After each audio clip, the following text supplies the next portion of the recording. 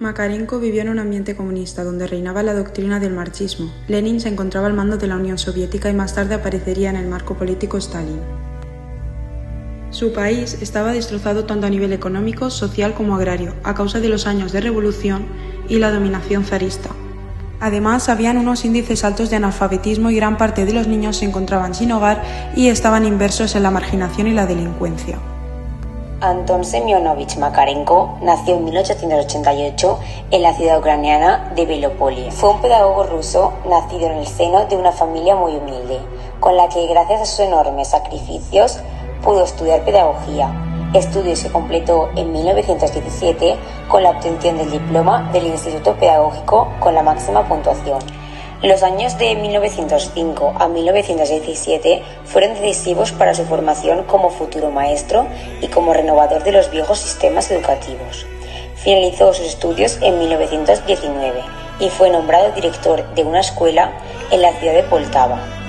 Más tarde le fue encomendada la creación y dirección de un centro cerca de Poltava para niños y jóvenes que se habían quedado sin hogar a causa de los tumultuosos años de la revolución. Muchos de ellos eran delincuentes en ciernes o ya consumados. Se trata de la colonia Gorki. Gorki fue su guía y maestro, al que conoció personalmente en 1928 y con el cual mantuvo una profunda amistad. En el verano de 1927 encargan a Makarenko la dirección de otra colectividad infantil y juvenil situada también en Kharkov. En ella ya aplicó directamente los métodos educativos que de forma muy pragmática había ido descubriendo y ensayando en la anterior institución. Entre 1930 y 1932 escribe 2 libros sobre la experiencia de la comuna. En 1933 redacta la pieza teatral Tono Mayor y en 1935 acaba la tercera y última parte de su obra mayor, Poema pedagógico, donde narra su experiencia anterior en la colonia Gorki. La última fase de su vida, siendo ya un pedagogo célebre, transcurrió en Moscú, donde pudo dedicarse a escribir y publicar sobre pedagogía y literatura, así como a la divulgación de sus ideas mediante conferencias. El 1 de abril de 1939, mientras viajaba de vuelta a Moscú en el ferrocarril suburbano, falleció víctima de un ataque cardíaco. En la pedagogía de Makarenko destaca los principios de colectividad, trabajo y de esfuerzo. Para este autor era imprescindible la colectividad sobre el individuo, pero también le daba importancia al respeto hacia la personalidad de cada alumno. Además, para él, el educador es quien crea y organiza la colectividad, pero es esta quien realmente educa a los individuos, es decir, el educador no solo actúa relacionándose directamente con el alumnado, sino que organiza el medio social en el que éste se desarrolla. En este aspecto, la pedagogía debía ceñirse a la idea de un trabajo real, efectivamente productivo, el cual fomentara la potencialidad educativa del alumnado, realizando actividades eficaces y con cierto sentido social. Este autor tenía el objetivo de desarrollar la fuerza de voluntad de sus alumnos y la máxima exigencia de estos, con el fin de sacar su máximo potencial y que pudiesen aprovecharlo.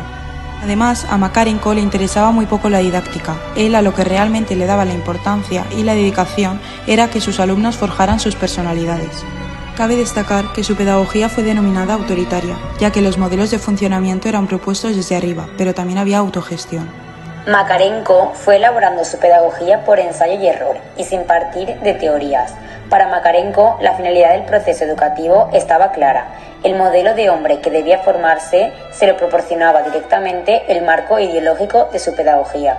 Ya se ha dicho que en las colonias o comunas creadas por él, los educandos trabajan.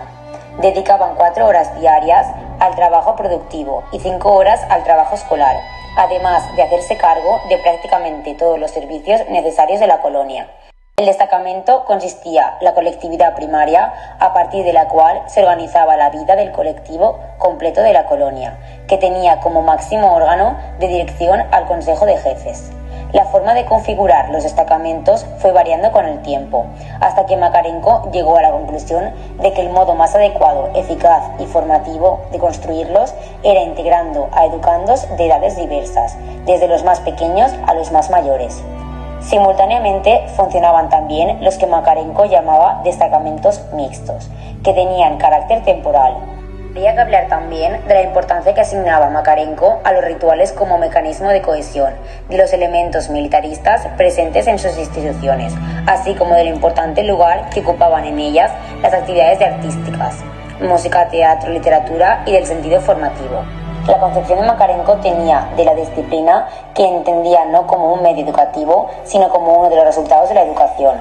Denominaba la maestría pedagógica que no constituía para él ninguna suerte de talento o cualidad innata del educador, sino algo que se puede enseñar, entrenar y aprender, y que, dicho en pocas palabras, consiste en el saber hacer del educador. El estallido de Makarenko hizo que los educandos comenzaran a verle como ser humano y que pudieran empezar a relacionarse como tales. Hoy en día, si se quisiese aplicar la pedagogía de Makarenko, no sería compatible, ya que estaba condicionada a un contexto y un marco ideológico determinado, actualmente inexistente. Por ello, este lo tiene casi todo en contra. Pero hay ciertos aspectos que podrían favorecer al sistema educativo actual, como por ejemplo, para equilibrar los extremos opuestos de nuestra educación generalizada, adoptar una actitud de colectividad, fomentar el desarrollo de la responsabilidad, la voluntad y el carácter. Asimismo, hay que seguir recordando a este autor por su gran carisma de la influencia personal y la capacidad de crear un medio educativo. Por lo tanto, no fue solo un gran educador, sino un excelente pedagogo.